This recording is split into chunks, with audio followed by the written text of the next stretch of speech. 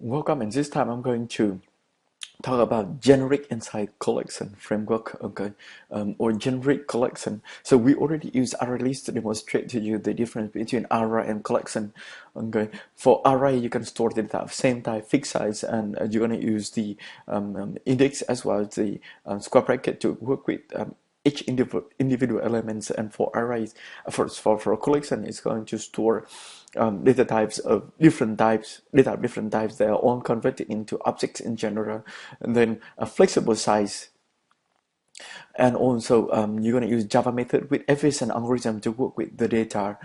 So this one is for sure an advantage. Okay, this one is for sure an advantage comparing to this. Okay, flexible insight is also another advantage. I already proved to you comparing to this, but it's about storing the same type comparing to different types. This one, this one, even though you could store different types of objects. Okay, but this one is not an advantage. It's very error prone and difficult to use, and a lot of casting, and it may cause runtime errors. So this one is not expected. In order to avoid this one, we're going to use generic. Okay, you're going to use generic. Okay, you're going to use generic. Okay, generic. Okay, sorry for this, the tools. Okay, you're going to use generic. Okay, generic. Okay, you're going to generic inside Java. Let's just demonstrate this one using the new project. Okay. I created the project here already. The name is of the project is generic collection demo, and I have the array list numbers like this. Okay. Now let me just delete and create a new one. Okay, delete this one. Okay, let's just create this one. Generic collection demo. Okay, generic collection demo, and let's just say that in another class, another programmer coded in another class. Let me collapse all the other, focus on this one. Another programmer provide another class, which is another class, let's say. In another class coded by another programmer is provide us a method which is public, and it's written as an array list, get numbers. Okay, and inside this get numbers, public static. Let's make it simple. Okay, array control shift I to import the data type, and from here you're going to create a new array list object. Array list object ARL numbers equal to, let's just make it numbers, make it simple, equal to new array list object. Okay, and you can add this number dot add, you can add 1, you can take numbers dot add, you can add 2, you can take numbers dot add, you can add 3, and you can take numbers dot, yeah, you can add 4 as well. This one is very error prone. It's acceptable because it could store different kinds of data. So you can put primitive data type here, won't be converted into integer object. Okay, this won't be converted into integer object, or wrapper object of the primitive int, which is integer. Okay, primitive int. Then you're going to return this one, return numbers.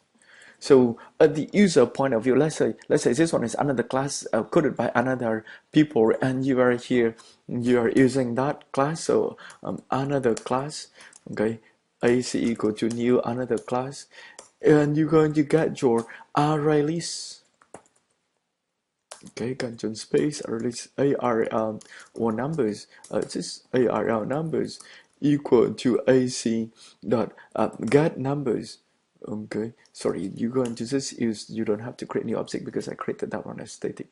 Array list numbers or array list ARL numbers equal to another class dot, okay, you can get numbers from that one. Okay, get numbers directly.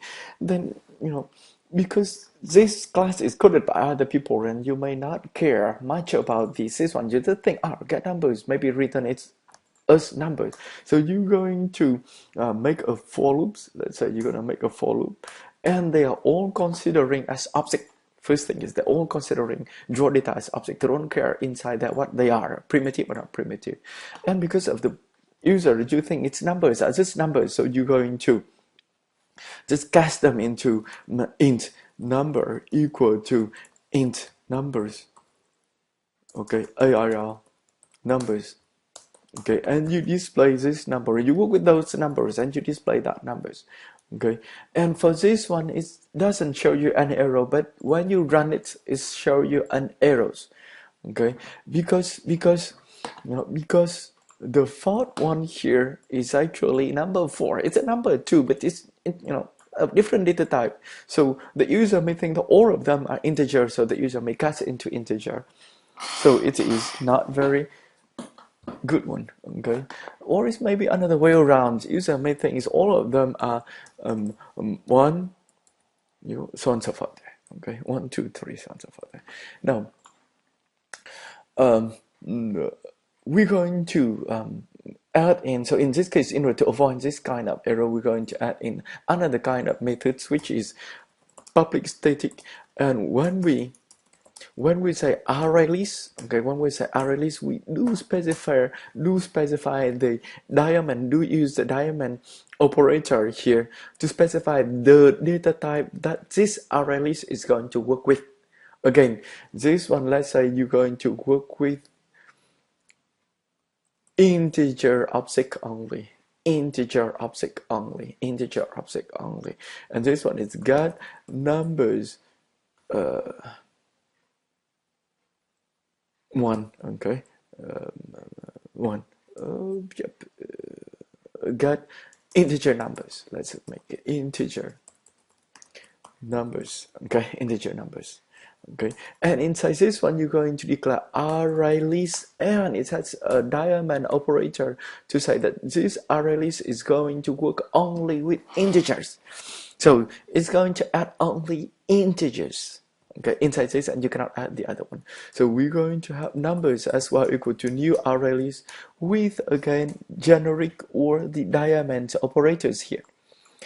Okay, so I'm gonna copy and paste the code all here, all the codes here, and you'll see right now.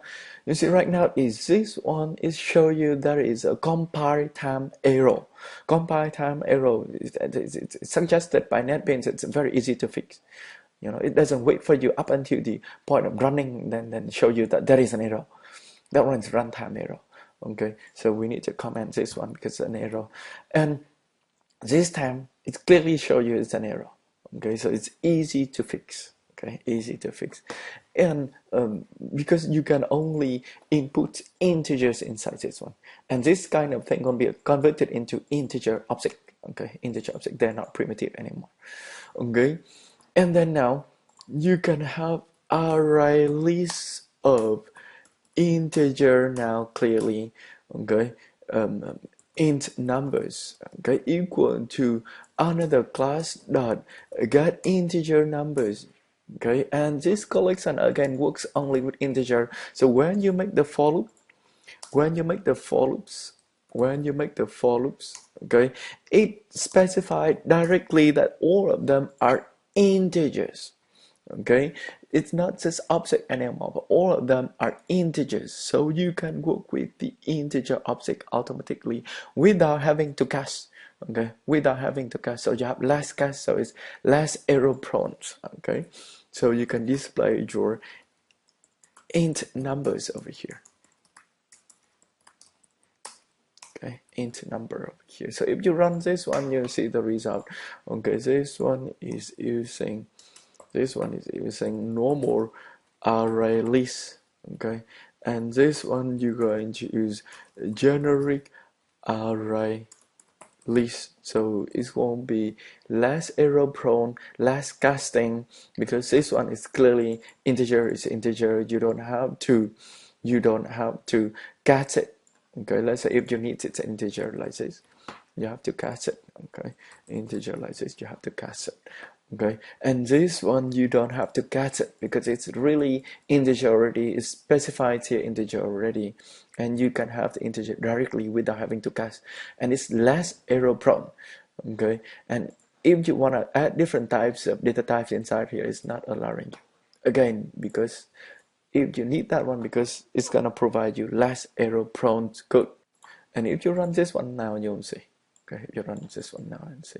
And you can use generic for all other types as well. For all other types as well. Let's say this for let's say for hash map, okay, and for other type. Let's say you can use generic hash map, okay, this one hash map with generic.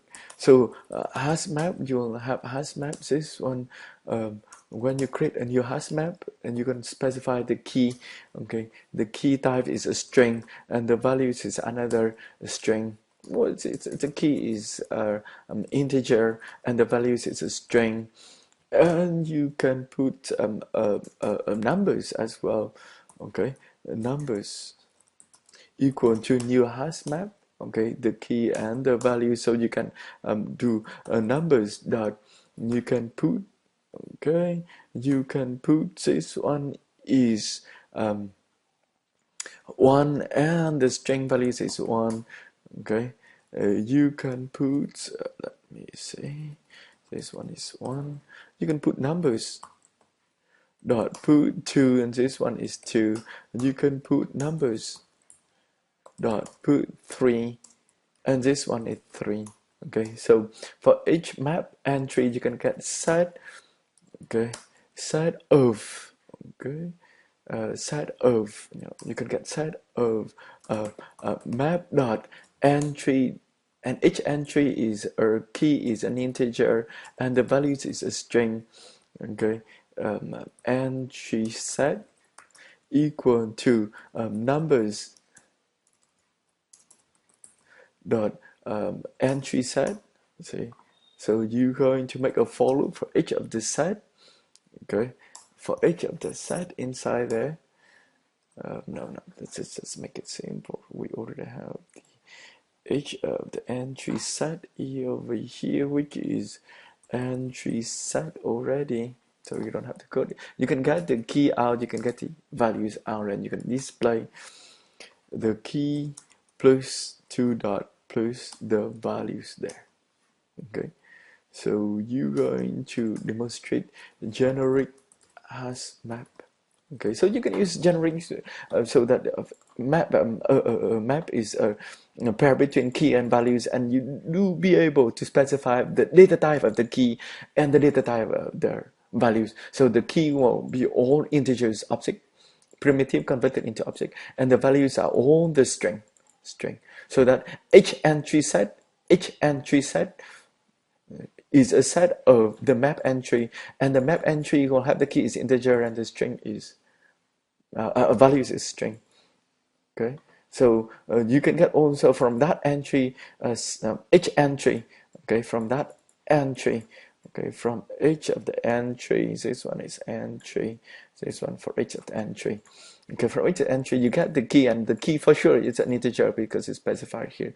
The values, okay, the values for sure is a string because it's specified here. So it's clearer. Okay, so it's clearer. That one is the meaning of generic. So less error prone, less casting. Okay, if you do use generic, and generic is ability of programmer to specify the data types of the object that you're going to work with. Okay, the collection class is going to work with. Okay, that is about the generic. Okay, so you now will not have of different types anymore. You have to specify the type that you work with. Okay, some types just like the array. Okay, but you have the other advantages. Okay, great.